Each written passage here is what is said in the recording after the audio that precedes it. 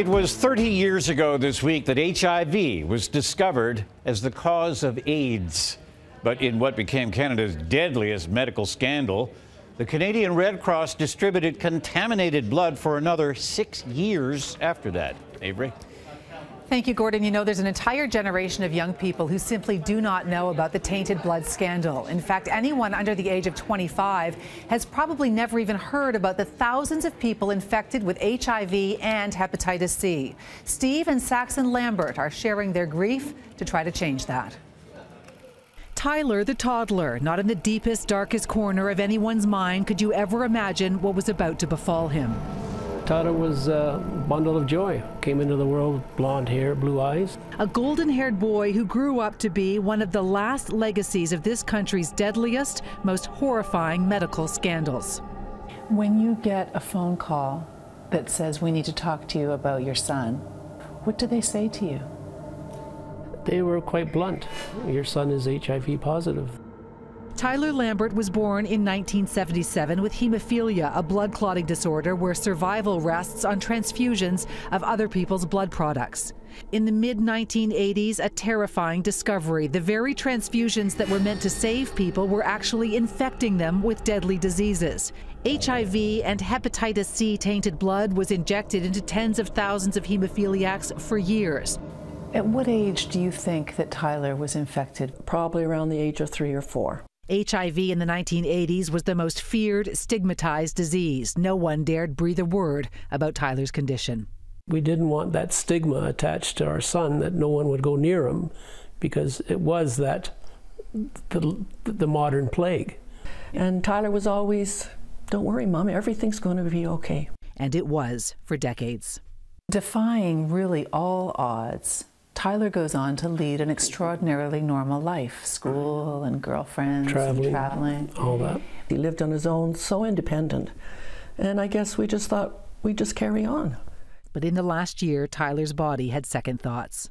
His body started breaking down. His body was breaking down, yes. Dropped a lot of weight without eating. Yeah. He dropped 30 pounds. He got that sunken in here from losing his teeth.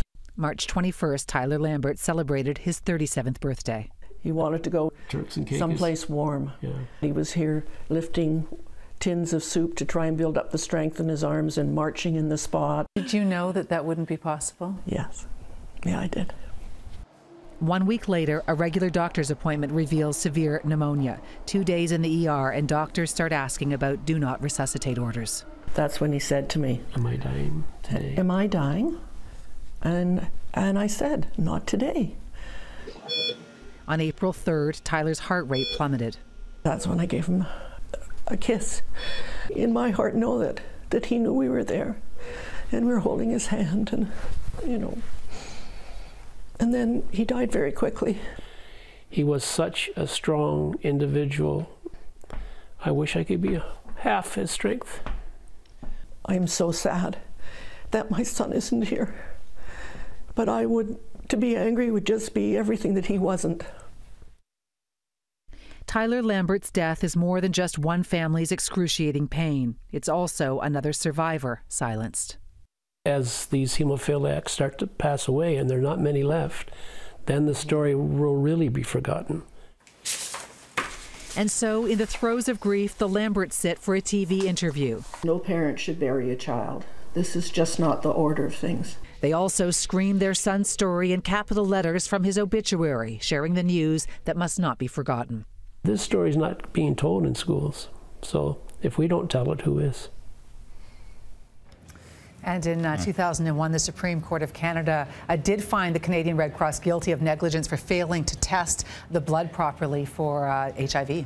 And all the while he's having his transfusions, and no one is aware that this is endangering his life. Right, you're thinking that this is going to be something that is saving your child. And the point you brought up in our discussion today, that a lot of young people today have no clue that this ever happened, the tainted blood scandal. Anyone sort of under the age of 25, because it was that long ago, doesn't know about it. And it's just one of those things that many hemophiliacs have now died of HIV or Hep C complications of. And this is why the Lamberts feel so strongly that their son's story really does need to be told. Yeah, good piece. Thank you. I'd love to hear from you about this or any other story. I am on Twitter at City Avery. The Inside Story runs every Tuesday and Thursday on City News. All segments are up on our website, citynews.ca.